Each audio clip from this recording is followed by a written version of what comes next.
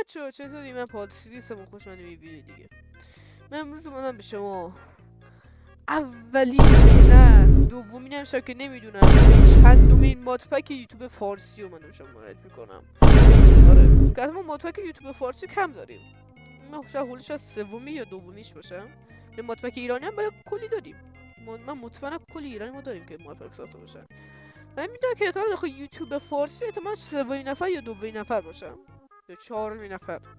من خودم دقیقا نمیدونم، شرمنده‌تونم. و اینکه بریم سراغ ویدیو دیگه. بریم که از فضای مادپک بهتون بگم که خیلی چیزای خفنناکی داره خود مادپک.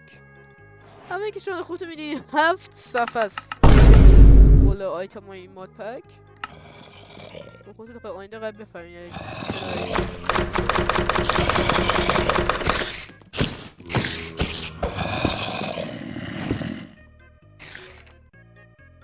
آره 7 صفحه است.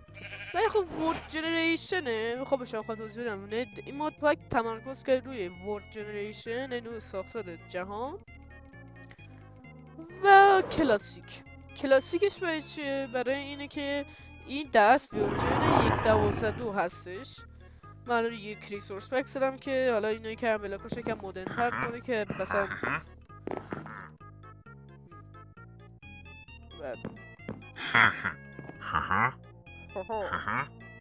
بگذاریم. خب اوکی، ما داخل فاز بازی که شاید میبینیم ما وقتی اسپام میشیم تو چیز خیلی زیاد میبینیم. این کراب کلاس کراب و آقا قوله هم آقا قوله بود باش ما میترسوندن میگفتن آقا قوله وقتی بچه بودیم دقیقا همونه.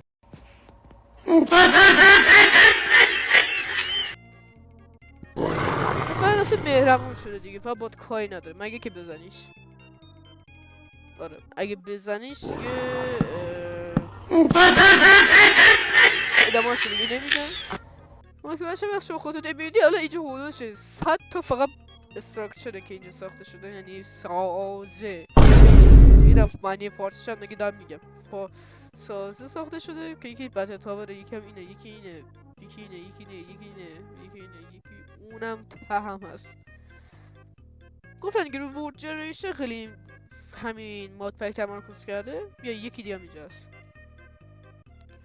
رو ورد جنریشن خیلی تمرکز کرده. من خوشم میبینید اینجا چند تا باگ هم داره. حتی بگم حتی چون که داخل نسخه دیتا هستیم خوشم میگه 5 بود بریم میگه اصلا میگه فلان استراکچر مثلا نتونست لود شه اینقدر دیگه اصلا مادپک سنگینه. خب بعضی چیزا هم تغییر داده میگه اصلا لاوا اصلا الان سیاه شده.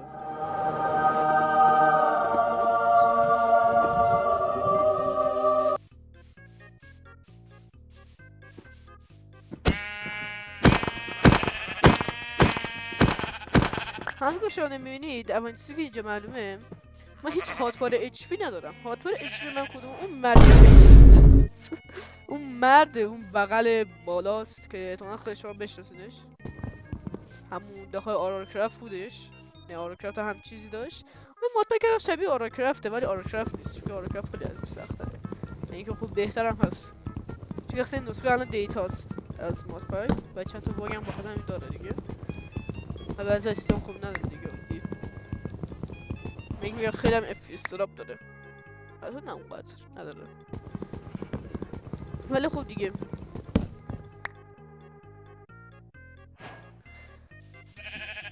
داره.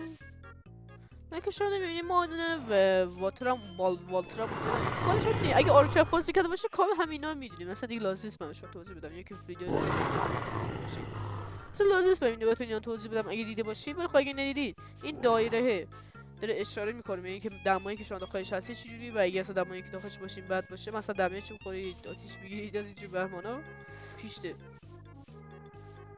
با گم شو دیگه. با خدا دارم ویدیو میگیرم برو پیشته. و به اینکه شما خیلی راحت داخل مادپک ببینید اگه قصد مردن رو دارید این مادپک به شما 100% به شما پیشنهاد میشه. همینم با من کار داشتی. بله نیما خودین حتی از این از اینا ما داریم آقای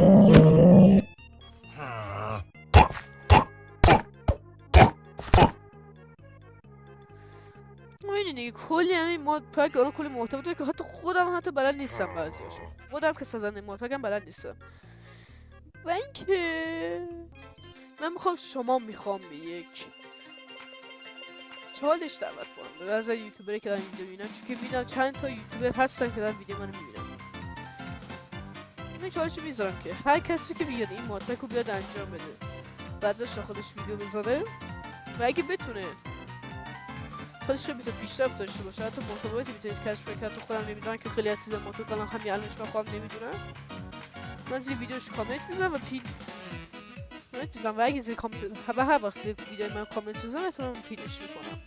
و دوم اینکه توسط خوب خود و اینکه باشم اگه بتونم باشه دیگه ویدیو میگیرم حتی. ولی خوب بگم کسی که اصلا خیلی پیشرفت داشته باشه خیلی ویدیوش مثلا از ویدیو 100 2000 رو از روش حرفا. بگم اینکه هیچ چیزی دیگه برای کسایی که عادیه که من مطمئنم این مود پک رو هیچ کس نمیتونه تا بودش همین 100 روزش تا گفتم. خب گفتم دیگه کلی کار زفته باید تا 100 روزش میخواد تا 100 روزش میخواد بره. ولی اما کسایی خیلی دیگه پروترن یه 400% بردن که دیگه این مود پک هم 100 روز برن هم هاردکور برن. یا اگه هاردکور برن من خودم میارمش تو ویدیو ها. و اینکه بگم که من قرار ازش این مود پک ویدیو درست کنم که حالا بفهمم کاملا چطور شخص سختی این مود پک چه و خب حالا بریم سراغ آموزش نصب کردن این مود پک. دسکتاپ قشنگ میشیم و میریم که به آموزش نصب کردن این مود پک. اولا اینکه ما وارد من مایکروسافت ایج دارم استفاده میکنم بچه‌ها، ولی شما میتونید از کروم اینا میتونید استفاده کنید. ولی من کروم باز میکنم چون یکم برای آوردنش سخته. اما کاری که شما میکنید چون وبسایت کراس فورج یکم طولانی میاره، کاری که شما میکنید اینه که سرچ کنید کراس فورج. سایت کراس فورج میاریم بالا.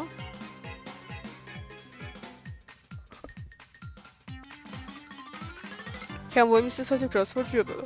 باشه به شما میگم بهتون پیشنهاد میکنم که وی پی ان بزنید، چون که بعضی وقتا سایت کراس فورج یکم بارینی اونقدر کم مشکلات داره. ولی شما میخوایم وی پی ان هم نزنید سایت کراس فورج بهتون میاره و مشکلی از این لحاظ نداره. شما وقتی شما وارد سایت کراس فورج میشین میاین رو بخش مود پکس کلیک میکنید. بعد داخل اینجا میایید سرچ میکنید فول ماین. میشه فول ماین به شما میاد بالا.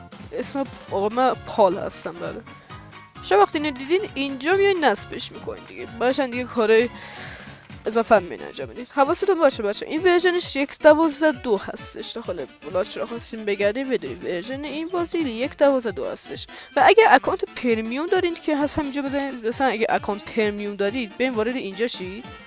همین کاری که من کردم دیگه. بیاین داخل اینجا مای مود پکس اول باهاتون لود می‌کنم. بیاین داخل بخش براوزر اگه شما کراس فورج لانچر رو دارین سرچ کنید فول ماین وای میسید و تو فول ماین و تو میرون دکمه آنینستال میزنید. و خب این بودش کل آموزشی که باید به شما میدادم برای نصب کردنش. و حالا شما میگه که خب الان ما چجوری این نصب کنیم دو کلام میاد داخل بازیمون؟ نه خیر این شکل نیست. شما باید بیاین فایل رو بردارید اکستراتش کنید، یعنی از همون حالت RIR نه زیپ بخشید زیپ درش بیارید نه فولدرش کنید و بیارینش داخل ماینکرافتتون. من چند تا جا تست کردم و من نشد ولی شاید به شما شد. اگه نشد این کامنت های ویدیو بهم بگید که به داخل آپدیت های بعدی به شب بتونم فیکسش کنم. و اینکه به شما بگم که اگه دیدین این مود پک باگی داشت به شما راه شد دیدین باگ داشت نه بدون که ورژن دیتا هستش. و اینکه چند تا نکته در مود پک به شما بگم. اینکه این مود پک سنگینیه و اینکه شما اگه بخواید نصبش کنی و یه سیستم مندیوم داشته باشین. این آراکرافت نه این آراکرافت که مثلا این همه مود پک داره این همه مود داره و خیلی هم سنگینه. شما به همین کار دقیقا هم سیستم شبیه اونو باید داشته باشید. چی بگم به شما دیگه در مورد مودپک؟ اینم که داخل مودپک هیچ وقت شیدر نزنید چون که خیلی سیستم فشار میاره. ولی اگه سیستم دیگه خیلی قویه شیدر میتونید بزنید و اینکه این مودپک اپتیفای نداره. و اینکه شما اگه بخواید خودتون باید دستی اپتیفای نصب کنید چون که اپتیفای اجازه نمیدادن که من اپتیفای میخوام داشته باشم داخل این مودپک و میگم اپتیفای نباید باشه چون داخل لیست کراس فورج نیست. بخاطر همین شما کلا اپتیفاین خودتون دستی نصب کنید چون آن فقط اپتیفاین هست براش دیگه. استودیو اینا به ورژن پایینتر نیستن. و این بود کل مبحثی که من به شما توضیح میدادم در مورد مودپک. و اینکه خب آخر ویدیو شده و من دیگه باید خدافظی کنم باشه بخوام کلا خیلی کار دارم. من فقط به شما میگم کلا چند تا اتفاقا این ویدیو با چند تا ویدیو دیگه همزمان بیاد. دوما حالا نمیدونم شاید اومده باشه یا نیومده باشه. دوما که من شدت ویدیوم قرار بیشتر کنم کلا و خب بیشتر قرار فعالیت داشته باشم. بخاطر این چند ماهه کلی اتفاق چون افتاد بخاطر من خصوصا دیگه ویدیو برای شما آپلود کنم و کاری ندارم.